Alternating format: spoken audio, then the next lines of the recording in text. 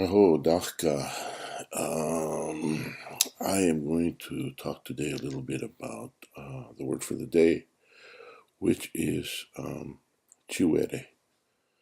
It's an interesting word. Most Native American people are known by names that were given to them by other people. For example, Sioux comes from Nadoe Sioux, which comes from Ojibwe word that for them that was explained to the French people who came, French fur traders, as being the little snakes, because the Chiwere and Dakota people were enemies at that time, and they thought the big snakes, the more dangerous enemy, is the Iroquois, and the Sioux were still dangerous foes, so they were called the little snakes, and Nadoe Sioux and Sioux came from that.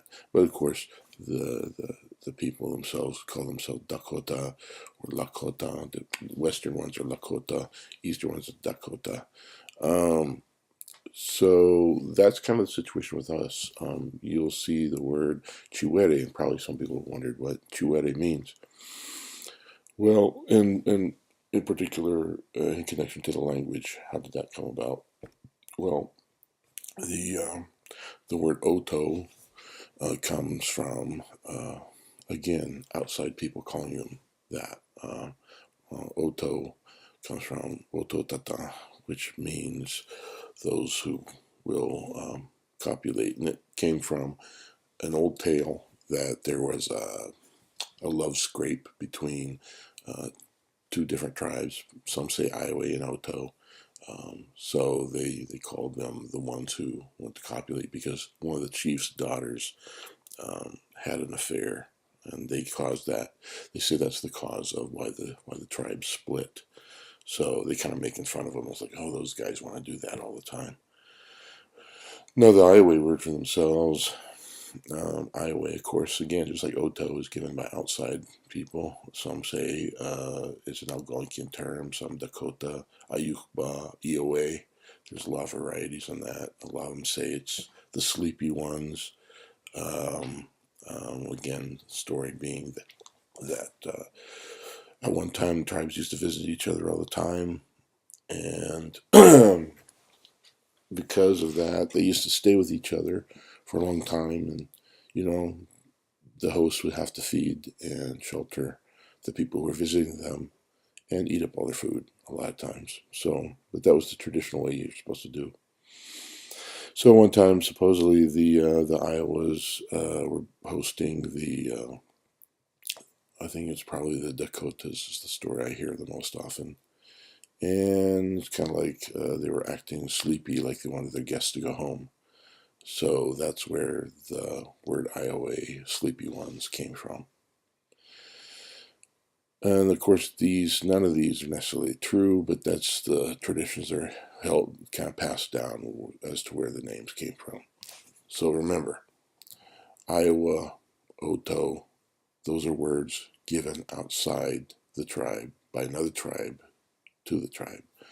The names for themselves, Iowa call themselves Baxoje, which means the, well, again, there you're going to get gray men, ashy heads, gray snow. But it comes from a time when the tribe split. The people were camped along a river, and a big wind came up, and there were people there for so long that the ashes from all the campfires kind of blew up and landed on the lodges, and so they're called gray heads, gray snow. Various um, derivations of that, for example, because for Koji it means ash, and it's the word for gray, and a gray meaning Koji, and Ba is snow, but Pa also means kind of the nose, and for animals it means the head. So the gray nose, the dusty nose, the ashy heads, you see where it's all kind of connected. No one knows for sure. Everybody has their favorite explanation, but it happened so long ago. back probably when the Iowas and Otoes and Ho-Chunk, the Winnebago, split up at some ancient time. Nobody really knows for sure. But that brings us back to Chiwere. So that's the Otoes' name for themselves, Chiwere. Some say Jiwere, which means those who've come here. Some say Chiwere, which means their lodges are here. From Chi or Ade. But the language has become to be known and called Chiwere. I think it was mainly Dorsey who kind of ascribed both the Ioway, Otoe, and Missouria languages as Chiwere. What's interesting, though, is that he also said that the Ioway term, which at that time for themselves, was Chikiwere. So you hardly ever hear that term, really, you never hear it. So if we have the sets again, Otoe coming from Otodata, Ioway come from Ioway or Ayukba. Both of those terms come from outside themselves. And for the internal, what we call ourselves, Otoe, Jiwere or Chiwere, Ioway for themselves, Baxoje. Although remember, Baxoje again, ashy heads, gray men.